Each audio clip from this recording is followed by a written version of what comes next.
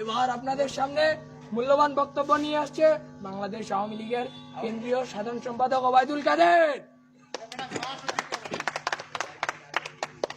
আমরা করতালি দিয়ে অভিনন্দন জানাবো।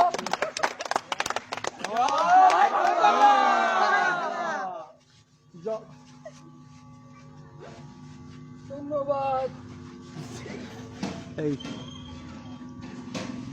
আমরা ক্ষমতায় আছি, ক্ষমতায় থাকবো। কিসের বিএনপি? এখানে মাঠও আমাদের, রেফারিও আমাদের, বাসি বুসি যা দেবে আমাদের পক্ষেই দেবে। ক্ষমতায় আসি তো, যাইনি তো। বিএনপির লোকেরা লাঠি নিয়ে আসবে, পুলিশ কি ললিপপ চুষবে।